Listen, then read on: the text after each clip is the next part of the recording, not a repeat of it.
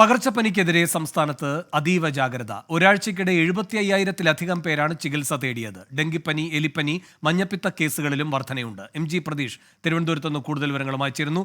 പ്രതീഷ്, എന്താണ് ഈ പനിക്കണക്ക്?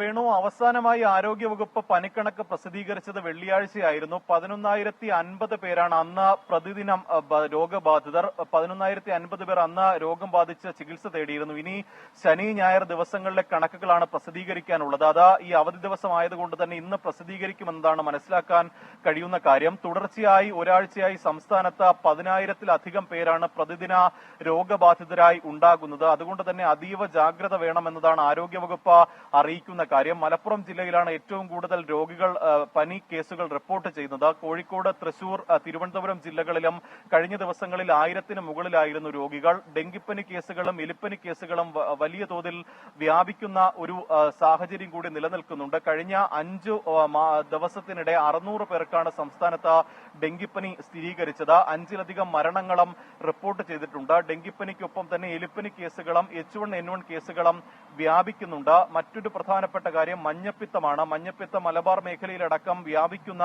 ഒരു സ്ഥിതിവിശേഷമാണ് ഉള്ളത്. അതുകൊണ്ട് തന്നെ മഞ്ഞപ്പിത്തത്തിനെതിരെയും വലിയ ജാഗ്രത വേണമെന്നതാണ് ആരോഗ്യവകുപ്പ് അറിയിച്ചിരിക്കുന്ന കാര്യം. ഒരാഴ്ചക്കിടെ 75,000-ഓളം ആളുകളാണ് പനിയും പകർച്ചപ്പനികളും ബാധിച്ച ആശുപത്രികളിൽ ചികിത്സ തേടിയിട്ടുള്ളത്. എന്തായാലും നിലവിൽ വലിയ ജാഗ്രതാ നിർദ്ദേശമാണ് ആരോഗ്യവകുപ്പ് പുറപ്പെടുവിച്ചിരിക്കുന്നത്.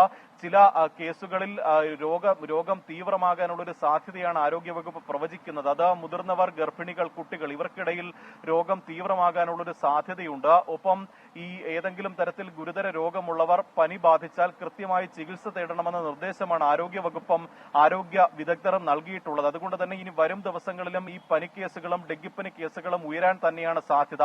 അതുകൊണ്ടുള്ള എല്ലാ നിരീക്ഷണങ്ങളും ആരോഗ്യ വകുപ്പിന്റെ ഭാഗത്തു നിന്നുണ്ട്. വ്യക്തികളും അത്തരത്തിലൊരു ജാഗ്രത പാലിക്കണമെന്നതാണ് വിദഗ്ധർ അറിയിക്കുന്ന കാര്യം. വേണം. പ്രതീക്ഷാണ് തിരുവനന്തപുരത്ത് നിന്ന് വിവരങ്ങൾ നൽകിയത്.